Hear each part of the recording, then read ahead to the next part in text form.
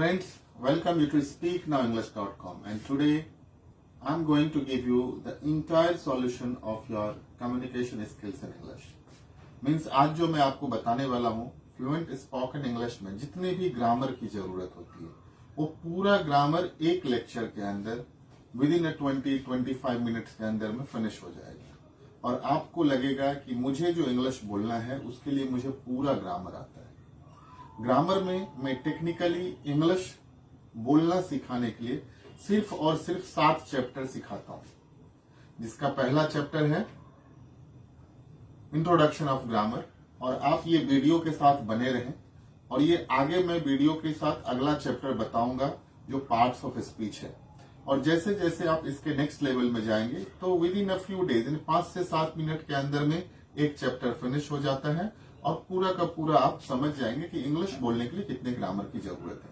तो आज जो हम 7 चैप्टर पढ़ने वाले हैं वो चैप्टर का नाम है introduction of grammar, parts of speech, personal pronoun, जिसमें first person, second person, third person आता है, number, singular number and plural number, और सेंटेंसेस। सेंटेंसेस कितने तरह के होते हैं, सेंटेंसेस के बारे में पढ़ेंगे। और फिर हम प्रेजेंट, पास्ट, फ्यूचर के बारे में पढ़ेंगे और हम उसके ऊपर में सेंटेंसेस यानी मॉड ट्रांसलेशन कैसे करते हैं। बिकॉज जब कभी भी हम इंग्लिश बोलते हैं तो इंग्लिश में हम फर्राटेदार क्यों नहीं हो पाते, फ्लुएंट क्यों नहीं हो पाते, उसका एक ही रीजन है, जो हम यहां से सोचते हैं वो हमारे मुंह से नहीं निकलता है। मीन्स हमारे माउथ में वो am, is, are, was, were, can, could, may, might, should, should have, would have, ये सब फिट नहीं है। तो जब हम सेंटेंसेस बनाते हैं तो अगर हमें प्रेजेंट में बोलना है, पास्ट में बोलना है, फ्यूचर में बोलना है, तो उस चीज को हम ट्रांसलेट नहीं कर पाते। तो आज हम लोग वो पूरे के पूरे जितने भी आज तक का आपका प्रॉब्लम है ग्रामर का, उसका पूरा का पूरा solution with in 1 videos, with in 20-25 minutes. हो सकता है ये वीडियो कुछ लंबा हो, लेकिन अगर आप ये वीडियो के साथ बने रहेंगे तो आपको लगेगा ये जिंदगी का एक फर्स्ट, लास्ट एंड फॉरएवर एक वीडियो मिल जाएगा और जिसके द्वारा आप पूरा का पूरा इंग्लिश बोलने लगेंगे। और आज हम बहुत ज्यादा इन डेप्थ में नहीं जाने वाले हैं। हमारे पास ये जो पूरा का पूरा जो ऑलरेडी प्रेजेंटेशन है, जो पावर पॉइंट प्रेजेंटेशन है, वो प्रेजेंटेशन के ऊपर में हम पूरा रिमार्क करके, डिमार्केशन करके आपको बताएंगे कि किस तरह से आप इसको अच्छी तरह से समझ सकते हैं।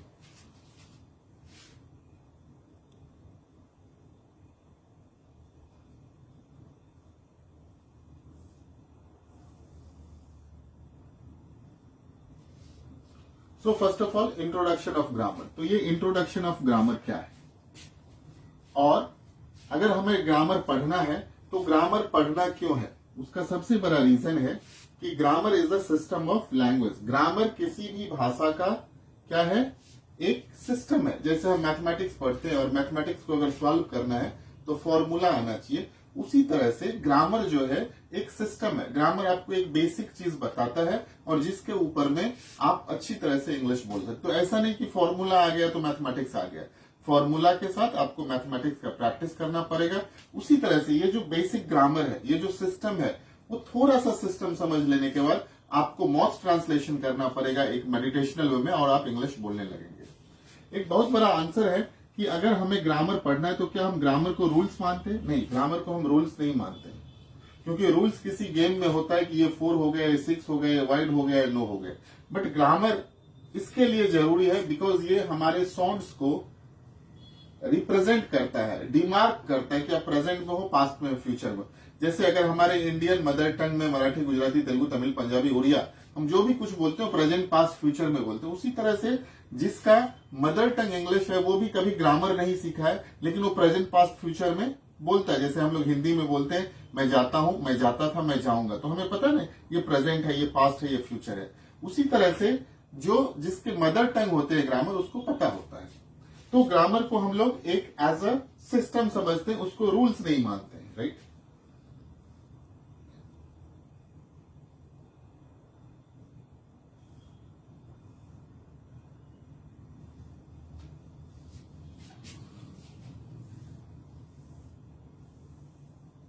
अब यहाँ पे हमने जो भी चीजें बनाई है आपके लिए, वो पूरा का पूरा ये पीडीएफ भी मिलेगा, आपको लिंक में शेयर किया जाएगा। साथ में ये इंग्लिश और हिंदी में है। तो ये बहुत ही क्लियरली है कि अगर आपको इंग्लिश बोलना है तो आप जो सोचेंगे वो पूरा का पूरा कौन सी भाषा में सोचेंगे, आप जब कभी भी सोचेंगे तो आप हिंदी में सोचेंगे और उसको इंग्लिश में बोलेंगे, राइट। तो अब समझना ही है, यहाँ पे क्लियरली लिखा है कि व्याकरण भाषा सीखने का एक क्या है, सिस्टम है, सपोर्ट है, हेल्प है। क्योंकि भाषा की शुरुआत व्यक्ति के ध्वनि से होता है, ये क्लियरली लिखा हुआ है। तो अगर आपको ऐसा लगता है कि अगर आपका मातृभाषा इंग्लिश नहीं है, if your mother tongue is not English, then definitely you should know the basic concept of grammar. तो उसके लिए बहुत बड़ा, if your mother tongue is not English, if it is an international tongue, to learn quickly, you need to understand the basic grammatical rules and regulation.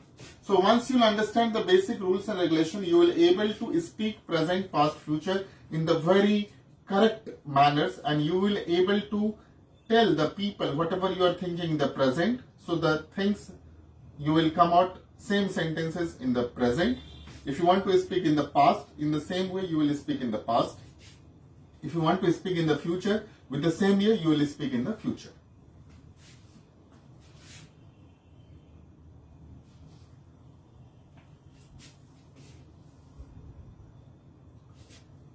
Now, ये जो पहला था वो इंट्रोडक्शन ऑफ ग्रामर है। इसका जो पहला चैप्टर है उसका नाम है व्हाट इज ग्रामर।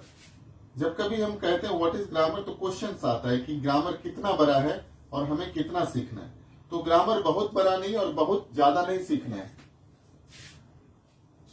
ये ग्रामर की शुरुआत जो होती है, पहला चैप्टर है व्हाट इज ग्रामर, यानी ग्रामर क्या है। तो सबसे पहले अपने को समझना है ग्रामर क्या है। What is grammar?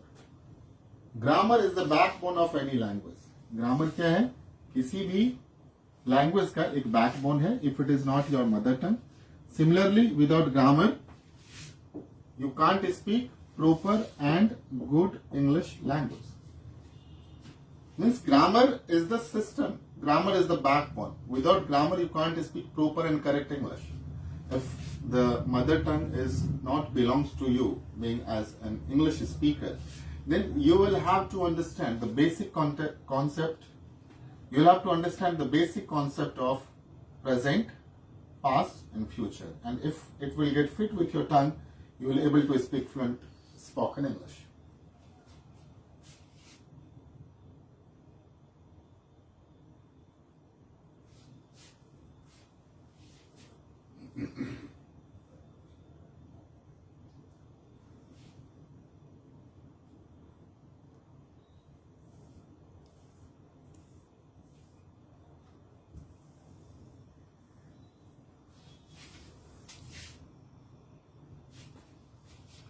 Now, here questions is what is grammar? Grammar denotes, grammar indicates how to listen correctly, how to speak correctly, how to read correctly, how to write correctly.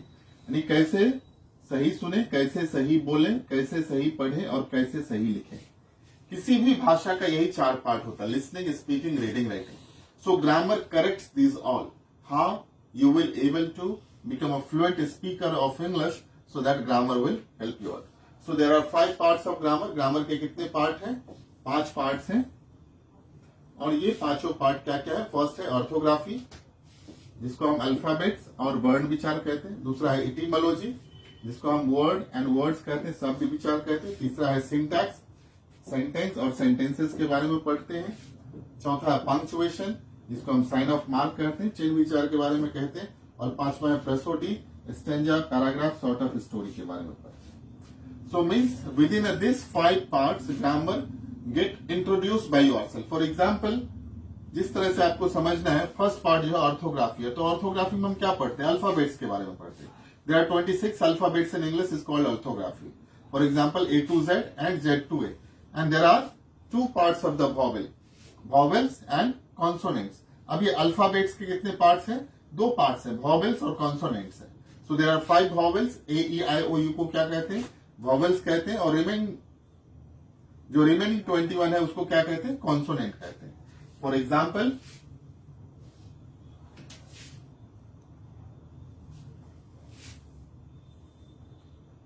Just will understand with this.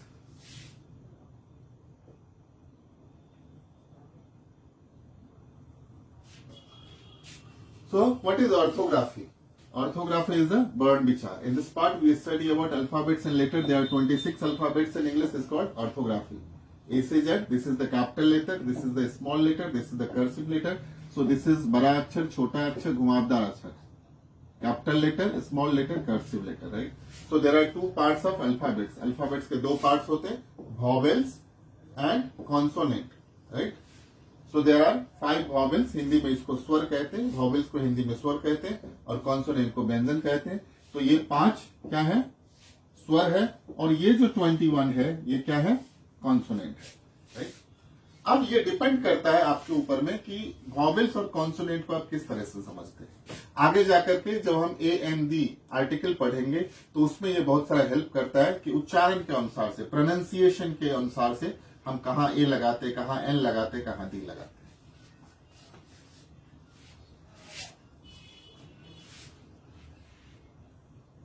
Now second is what? Second is इटीमोलॉजी. अब ये इटीमोलॉजी में हम क्या पढ़ाई करते हैं? Word and words के बारे में पढ़ते हैं. What is etymology? In this part we study about word and words. ठीक है, हमारा जो भी डेफिनेशन है वो डेफिनेशन नहीं है, एक अंडरस्टैंडिंग है. इन दिस पार्ट, इस भाग में हम लोग पढ़ते हैं किसके बारे में? वर्ड एंड वर्ड्स के बारे में. सो what is the words? A group of alphabets and letters which give complete meaning or meaningful sense is called words. What is the words? A group of alphabets and letters which give complete meaning or meaningful sense is called words. 2, 4, 5 alphabets को मिला के words हो जाता है. Called words. अक्षरों के समूह को शब्द कहते हैं. For example you can write APPLE. अगर हम यहाँ पे APPLE लिखते हैं तो ये जो 1, 2, 3, 4, 5 ये 5 अल्फाबेट्स यानी 5 अल्फाबेट्स को मिला के क्या बन गया? एक वर्ड्स बन गया. और अगर हम यही 2 वर्ड्स लिखेंगे तो एप्पल हो जाएगा BAT, बैट हो जाएगा. फॉर एग्जाम्पल 3 अल्फाबेट्स मिला करके एक दूसरा वर्ड बन गया. तो जिस तरह से अल्फाबेट्स के समूह को क्या कहते हैं? शब्द कहते हैं. उसी तरह से शब्दों के समूह को क्या कहते हैं? वाक्य कहते हैं. सिंटैक्स में हम वही पढ़ेंगे. In this part we study about sentence and sentences. That is called syntax. What is sentence? A group of words which give complete meaning और meaningful sense is called the sentence. शब्दों के समूह को क्या कहते हैं? वाक्य कहते हैं. जिससे किसी अर्थ का तात्पर्य लगे उसे वाक्य कहते हैं. 2, 4, 5, 10 वर्ड्स को मिलाकर के एक सेंटेंस बनता है और 10, 20, 25, 50 सेंटेंस को मिला के एक पैराग्राफ बनता है, right?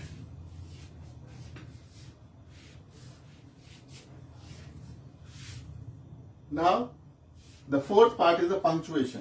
So in this part we study about sign of mark. इस भाग में हम लोग क्या पढ़ते हैं? साइन ऑफ मार्क के बारे में पढ़ते हैं. So what is the sign of mark? Sign of mark is what? Punctuation में क्या पढ़ते हैं? चिन्ह विचार. बहुत बार तो हमें स्टूडेंट्स बताते हैं कि सर हमने आज तक ग्रामर के इंट्रोडक्शन के बारे में ये पढ़ा ही नहीं है. आप जो 5 पढ़ाते हो उसमें हमें एक ही पता है जिसका नाम है पंक्चुएशन, और हमने बचपन से लेकर आज तक सिर्फ पंक्चुएशन सुना. ऐसा नहीं है. क्या होता है, जब हम बचपन में पढ़े रहते हैं वो हम जब कुछ बड़े हो जाते हैं, मीन्स जब हम 55 में चले जाते हैं तो उसको हम सोचते हैं जो आता, जो नहीं आता. लेकिन एक चीज याद रखो, अगर आपको दौड़ना है, चाहे आप बच्चे हो या बड़े हो, तो दौड़ने के लिए पैर की जरूरत है. चाहे बच्चा बोले या बड़ा आदमी बोले, उसको भी बोलने के लिए प्रेजेंट, पास्ट, फ्यूचर की जरूरत है. तो कहीं पर भी अगर आप सिस्टम को फॉलो करेंगे तो आप फ्लुएंट स्पीकर ऑफ इंग्लिश बन जाएंगे. तो पंक्चुएशन में हम क्या पढ़ते हैं? फुल स्टॉप के बारे में, comma, dash, slash, interrogation, exclamation, इस सब के बारे में पढ़ते हैं. क्योंकि अगर आपको आगे लिखना है, for example the main mark punctuations are full stop, comma, question mark, exclamation, etcetera, right? अगर कुछ लिखना है तो आप बिना फुल स्टॉप का वो सेंटेंसेस को आगे नहीं लिख सकते हो. For example Rajesh be happy, अगर हमें ये लिखना है और उसके आगे लिखना है बी हैप्पी राजेश, और अगर इसमें हमने कॉमा नहीं दिया, फुल स्टॉप नहीं दिया, तो हम आगे के सेंटेंसेस नहीं लिख सकते. तो कभी भी सेंटेंसेस को आगे बढ़ाने के लिए comma, full stop, dash, slash, whatever rules and regulation is there, that you will have to follow it.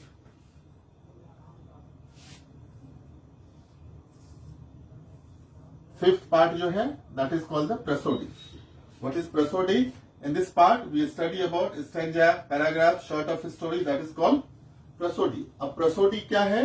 इस बात में हम लोग क्या पढ़ते हैं? Stanza, paragraph, short of story, books, novel, etcetera. आप सुनते होंगे बचपन में जब बच्चे सब छोटा छोटा स्टोरी पढ़ता है, स्टैंजा पढ़ता है, Johnny Johnny, yes papa, eating sugar, no papa, telling lie, no papa, open your mouth.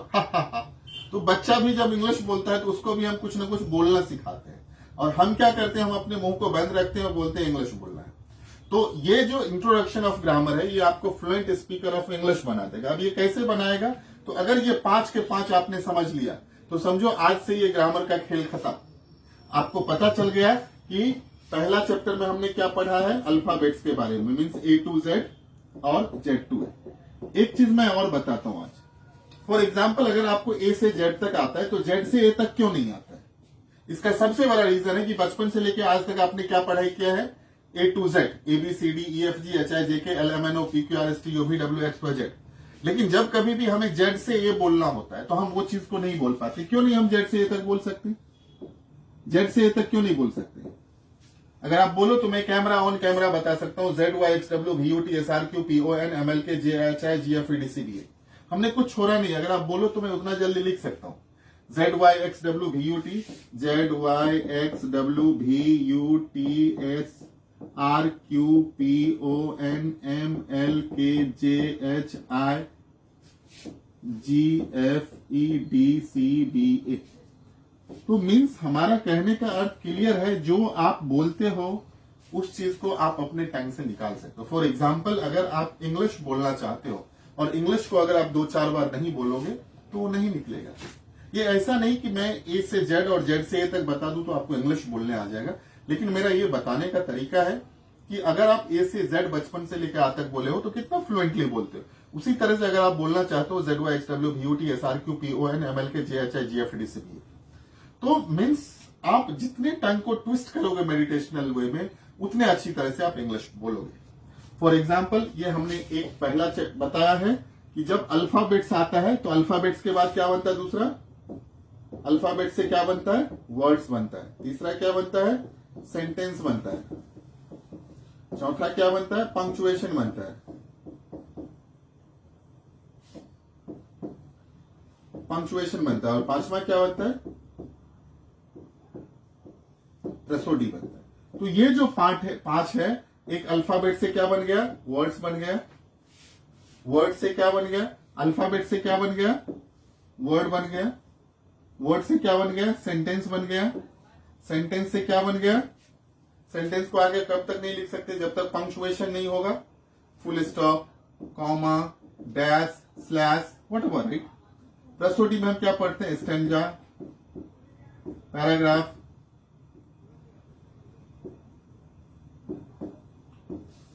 So these all are the parts of grammar.